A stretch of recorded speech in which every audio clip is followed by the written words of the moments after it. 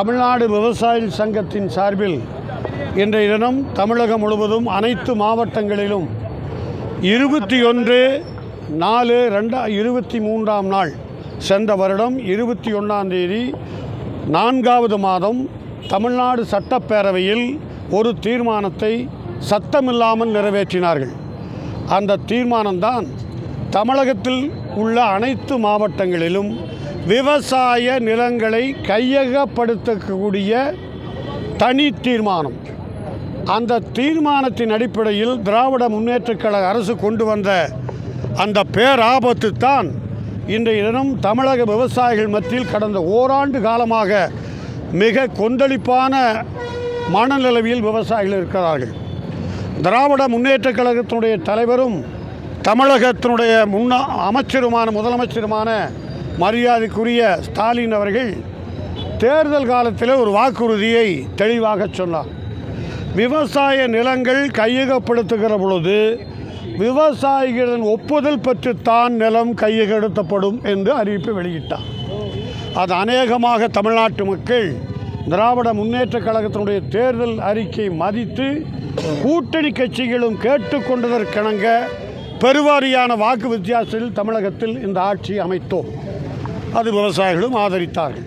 இப்பொழுது நேர்மாறாக கடந்த வருடம் 21/4 மாதம் கொண்டு வந்த தீர்மானம் என்பது விவசாயிகளுடைய நெஞ்சில் ஈட்டி குத்துவது போல் அமைந்திருக்கிறது. ஆகவே இது முதல்வர் கவனத்துக்கு கொண்டு சென்று தொழில் வேண்டும், தொழில் வளர வேண்டும், கிராமம் முன்னேற வேண்டும், கிராமங்களுக்கும் வழியும் வேண்டும், போக்குவரத்துக்கும் மருத்துவமும் கல்வியும் கிடைக்கப்பட வேண்டும், தொழில் வளர வேண்டும். இதில் எங்கள் சங்கங்களுக்கு மாறுபாடு கருத்தல்ல. ஆனால் விவசாய நிலங்களை தேடி பிடித்து அவங்கள் அனுமதி இல்லாமல் நிலத்தை கையகப்படுத்துகிற திட்டம்தான் கடுமையான முறையில் பாதிப்பு உருவாகியிருக்கிறது. ஆகவே தான் இந்த அரசு உடனடியாக அந்த சட்டத்தை சட்டமன்றத்தில் நிறைவேற்றியதை திரும்பப் பெற வேண்டும். ஏனால் ஒன்றிய அரசு பல்வேறு தீர்மானங்களை போட்டு விவசாயிகளை நசிக்கிறது. டெல்லியிலே போராடி விவசாயிகள் வென்றார்கள். ஆனால் ஆதார விலை வேண்டும் என்று விவசாயிகள் போராடி வருகிறோம்.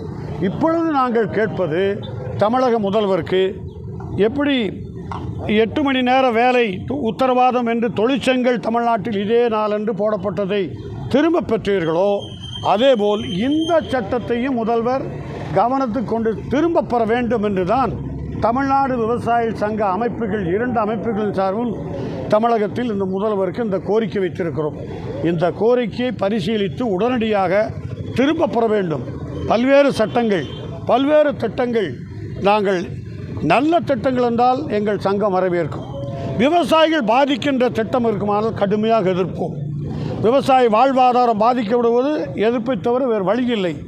நீங்கள் சொன்னீர்கள், உங்களையும் அழைப்போம், பேசுவோம், நிலத்தை கையகப்படுத்துவோம் என்று சொன்னதற்கு மாறாக அழைக்காமலேயே நிலத்தை கையகப்படுத்துகிற திட்டத்தை ரத்து செய்ய வேண்டும், சட்டமன்ற தீர்மானத்தை திரும்பப் பெற வேண்டும் என்பதுதான் எங்கள் விவசாய கோரிக்கை. இது தொடருமையானால் எதிர்கால சட்டமன்ற தேர்தலில் கடுமையான எதிர் விளைவுகளை விவசாயிகள் தக்க பதிலடி கொடுப்பார்கள் என்பது மட்டும் இந்த நேரத்தில் தமிழக அரசுக்கு முன்கூட்டியே ஒரு செய்தியை சொல்ல விரும்புகிறோம்.